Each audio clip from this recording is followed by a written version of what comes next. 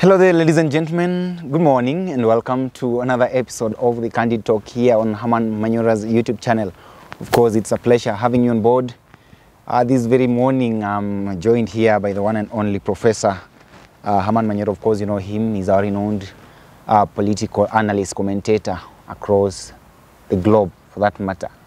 How much should I confine you to Africa? I normally see you lamenting and complaining that you're not just within the country. I've just been doing an interview with a German outfit, so I'm not local. So you're a global citizen. I'm a global citizen. A global scholar for that matter. matter. Not a Kenyan even. I'm a global citizen. How are you not a Kenyan yet Luambe is just the other side of Western Prof? Yes. How are you? Wonderful. How's it going? Good.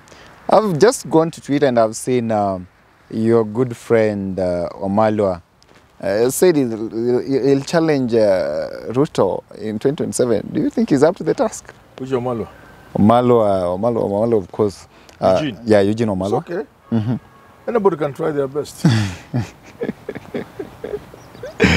So you think he can give Ruto a good run for his money? He's a Kenyan. He's qualified. Yeah. What about you? The time you said that if Raila fails to take on Ruto this time round, then you'll take on him in 2027. Is that still the case? The more the merrier. They'll finally leave me alone to deal with Ruto. So you'll also be there in 2027. Of course. Well, we're waiting for you. We're waiting to see how you'll fare on back then. I just hope you don't fare on like my other friends. No. I'm not another run. That's great. Now, Prof, I wonder why you people are still having this sort of a blame game still. I saw at that time actually NTV airing this program about why Raila lost, and people are giving excuses left, right, and center, giving us the intentions. In the first place, let me ask you this: now that some people perceive you to be an insider in Azimio and perhaps very close to Baba, do you think it is actually justified for these people to blame each other? Right now, you saw Babu Owino, Saitabole Kanchori at the time giving, and of course Jeremiah Kioni. Each and everybody is giving his own reasons as to why Raila lost. Do you think it's healthy to have such kind of conversations right now? It's normal. Even expected that when there is an election as closely fought and as monumental as the last election, it's normal and natural for people to look for people to blame on the side that loses. It's normal. But where I sit, I have never found it's necessary to enter into a blame game. Blaming people never helps. But now here we are, of course. And when you look at the people, just listen to the different people on that show, whatever it's called, documentary. Don't you see they are contradicting themselves? Of course, I see that. Which shows you this is cheap blame game. Things went wrong. In fact, even on the Ruto side, things went wrong. And that is why I want to know, what is your view like? If at all you were supposed to be asked, what do you think went wrong? What do you think made Raila lose the election? Now that the there are debate certain about standard things that go wrong in an election. Standard. Those are standard. And they are spread across the globe. Standard. You would expect that next time round, people will avoid those problems. But the elections are always reproducing the same problems. Standard. Then there are problems that are unique to that election. Then there are new players that you bring on board hoping they'll make things good. But they don't work the way you expected. Then there are things and factors beyond your control. All these contribute to what you want to call the loss. Then there is how an election is managed. So to apportion blame, even to find which of these factors prevented Raila from becoming president, it's not an easy matter. One of them could wipe out all the rest. Everything else could have been in place, perfect, but the election was rigged. What? The election may have been rigged, But if something, just among the problems, one of them went right, the rigging notwithstanding, Raila would have been a state house. It's not a simple thing to analyze. Even Ruto, he got 7 million votes. Maybe he could have gotten 10 or 9 or even 8, but certain things didn't work the way they should have worked. So to isolate one thing and say this is why Ruto didn't get 9 million votes, this is why Ruto beat Raila by just 200,000 votes, it's not easy. And this is why Raila didn't win. It's a very difficult thing. But blaming people is not a good way of doing things, because tomorrow you need them. Yeah. Learn from mistakes, work on your weaknesses, but avoid blaming people. Yeah, that's me. And I saw, I actually analyzed what Saitabao Lekanchori was talking about. Of course, he was the chief agent of the Right Honorable Raila Odinga. And he was actually mentioning names, the likes of Junet Mohammed, Professor Makau Mutua, saying that perhaps Raila would only listen to a few of them. And that is why I was wondering, even if these people actually performed their work to the best of their knowledge, and somebody was perhaps behind on the other side working to ensure that the election is rigged, how would Makau Mutua and perhaps Junet Mohammed prevent this? That's what I'm telling you. Blaming, especially putting names when you are analyzing a problem and introducing how we didn't win, we failed here and there. The moment you begin to put names to the problems and challenges, you get into trouble. Because if you look, if it's called who? Saitabao? Saitabao what? Or Lekanchori. Kanchori. If we are looking at names, the first name on the list will be his. And the question I would ask, how could he land such a job? How could Raila in his senses give such an important job to somebody like that? That young man is up to the task. Forget about it. He didn't look up. He was just jumping up like a Maasai warrior. But now that and everything showed they were not even organized there. I didn't see the sense of organization within Bomas. And that was his task. So if you begin to blame people, we begin with you and ask, how could you land that job? Don't put names on problems. Just analyze the problems. Leave names out. But now that the debate Junet, people are blaming Junet. Sometimes I also don't think Junet is a very good man. But truth be told, who would have been more powerful in Raila's government more than Junet? Who? Tell me, give me the name. That was the Minister of Interior. How could he mess the election and is going to be the most powerful person after Raila? So that would mean that he wouldn't actually play. Makau Mutua had left his job. Whatever he was doing, his activities, to come here, to put in everything. He may not have been the best for the job. I certainly doubt that he was the best for the job. But I don't think he'll go out of the way to sabotage the election. None of these people, from my own understanding, could go out of their way to sabotage that election. But things didn't go right in certain quarters. Certain people didn't do what was expected of them. But to say they didn't do so by design, it can't be those at the top. Small boys down here in the media, what? An opportunity to put $1 million or $2 million in the pocket, yes, those ones. But these big boys, I doubt that they will go out of their way to ensure, unless they have been bought at a very high level.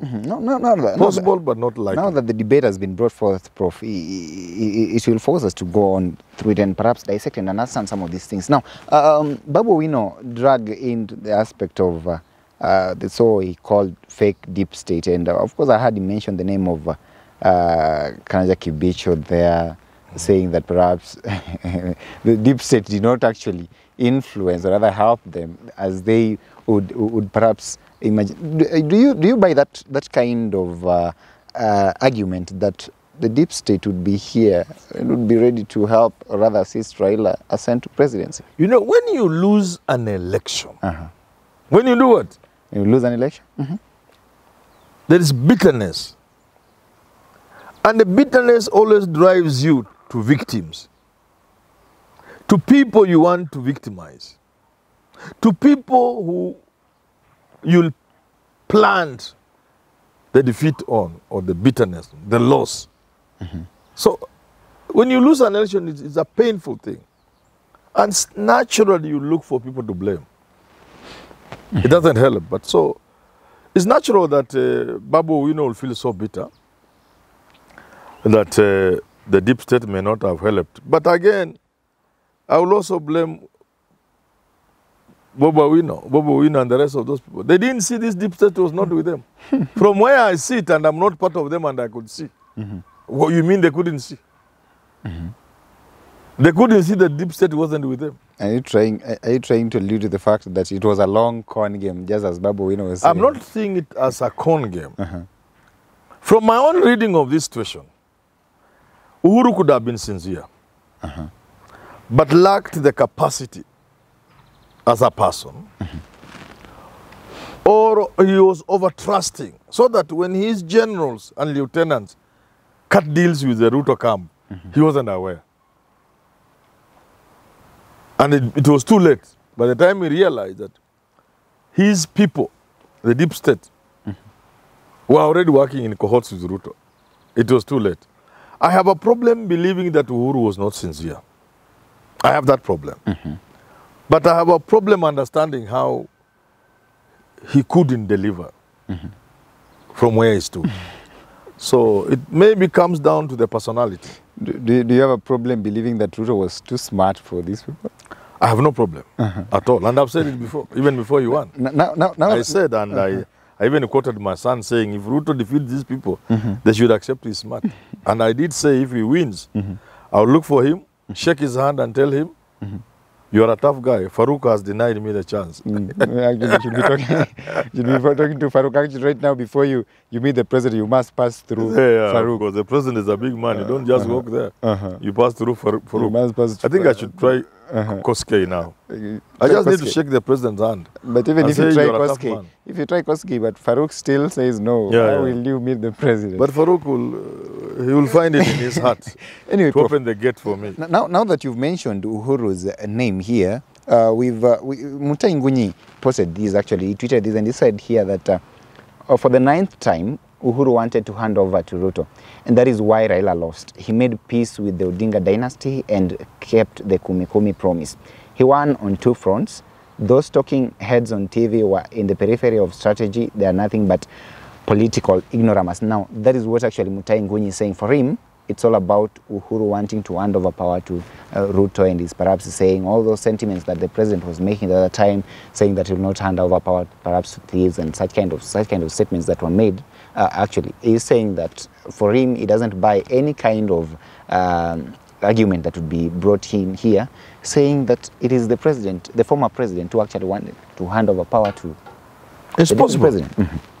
It's possible, and Mutai Ngunyi is very close to power. Maybe he knows something I don't know. But from the day of the handshake, I analyzed that handshake, and I believed Uhuru was sincere about this country.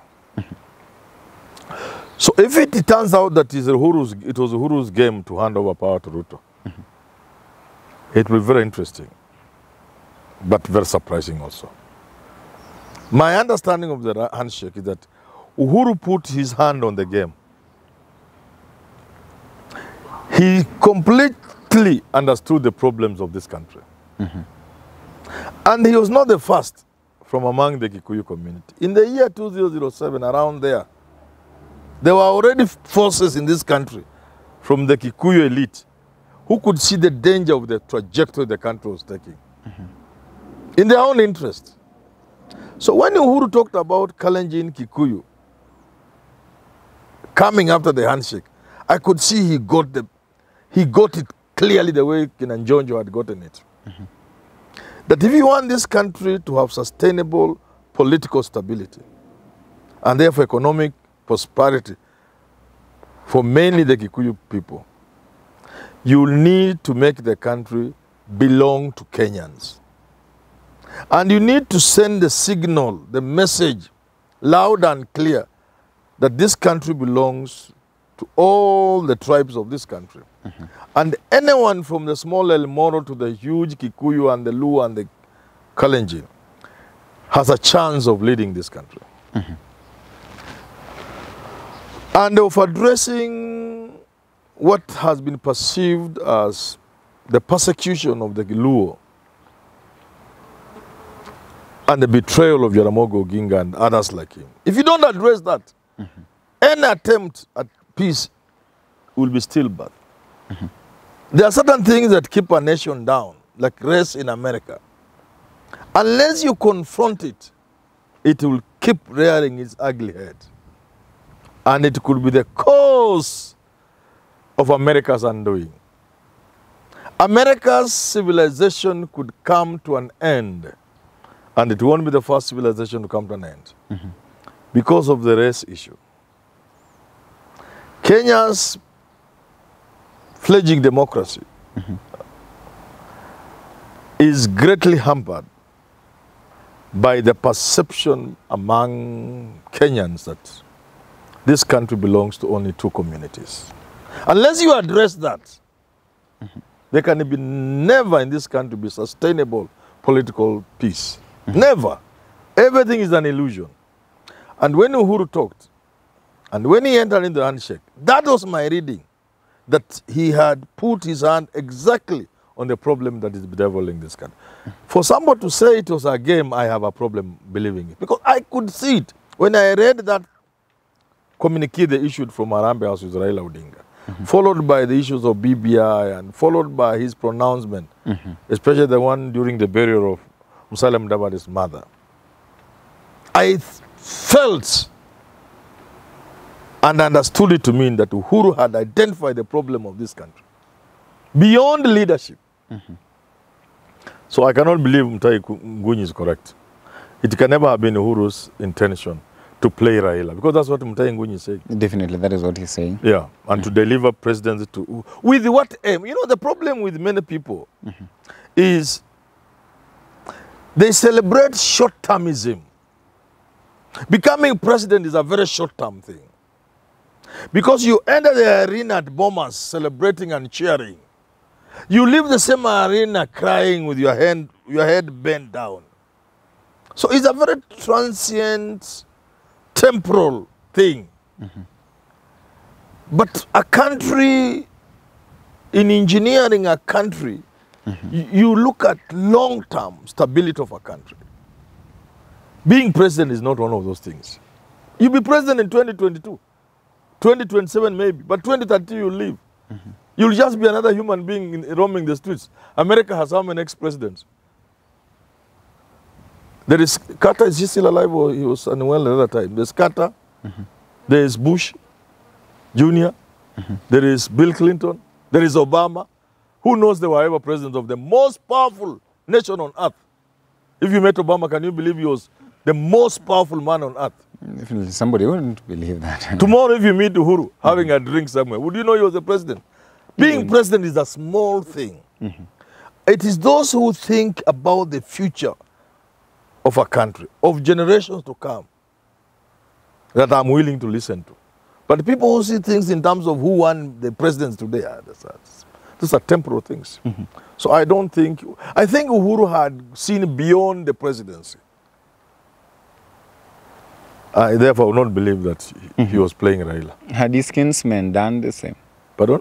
Had the people from the mountain also seen, or rather had the same vision? They had not bought the idea very well. But from my understanding of history, they will be the greatest beneficiary of the Uhuru scheme to ensure that he handed over power to Raila Odinga. They will be the biggest beneficiary. And in the fullness of time, maybe when we are not there, the Kikuyu will hear Manyora's words ringing true and in their head, that it was always in their interest to let another person from another community, preferably a Luo at that time, to become president of this country. Just like Jaramogi Oginga, people think he was a fool. He was asked to be president of this country. But he looked around. He saw Kikuyu blood had been shed. He saw the suffering the Kikuyus had gone through. He saw the Kikuyu alienation, how their land had been taken away, how they had suffered the Kipande system. And as an intelligent man, he looked at the future of this country and they realized it would be a great betrayal and great folly to fall for the trap of power and become the president of Kenya or the prime minister of Kenya. He knew that sacrifice, that greatness in letting Kenyatta be the first leader of this country will pay dividends. If Jaramogi had taken over power, perhaps this country would not be where it is today. So there are people who see things broadly, futuristically. They look at things without being derailed by quick gains or presidency or small little things.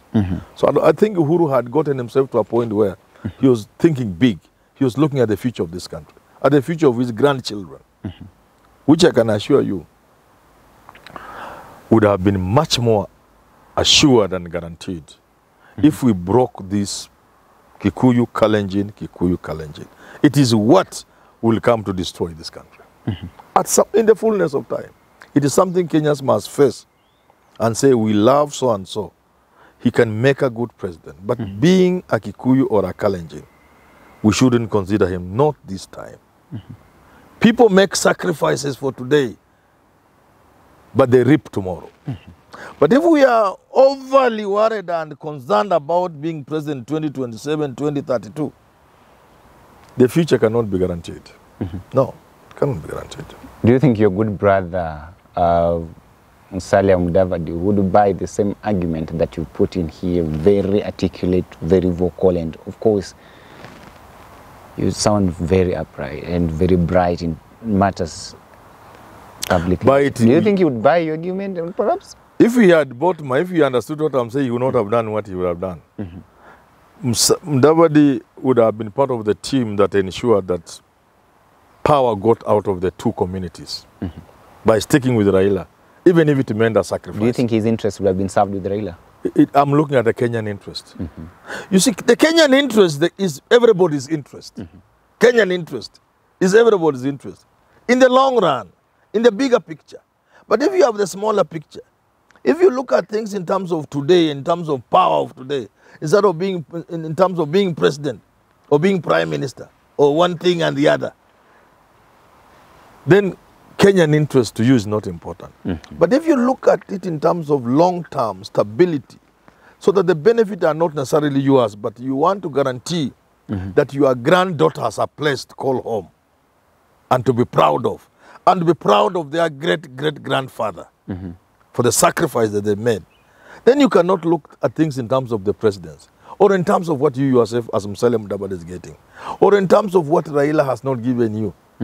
You look at the bigger picture and say, this is an opportunity for this country to break that, to end that hegemonic devil that could destroy this country. And therefore, this is my sacrifice for the benefit of future generation, for my great-granddaughter and grandson.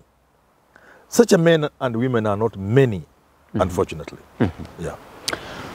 Well, ladies and gentlemen, there you heard it from Professor Herman Manyora himself here, speaking and giving us nuggets of wisdom in terms of political leadership in this country and what we are supposed to do as a country to ensure that we move forward. Well, we hope that our leaders are watching these conversations, and even those of the Azimio side are also listening to, so that they can actually stop the blame game that is actually going on, as suggested here and well put by Professor Herman Manyora. Ladies and gentlemen, as I told you, we are still on the ground, ready to cover to you and perhaps help you understand everything that is taking place in this country in matters politics, public governance and everything. Please do not fail to subscribe to our channel here, and of course tune into our programs of course Siasa Brigade and Business Glide are coming to you next, and of course the big question, and Jadel, one of our own here, is also coming to you with this political conversation. So ladies and gentlemen, till we have this conversation again, have yourself a very lovely day. My name is Evans Okinyi.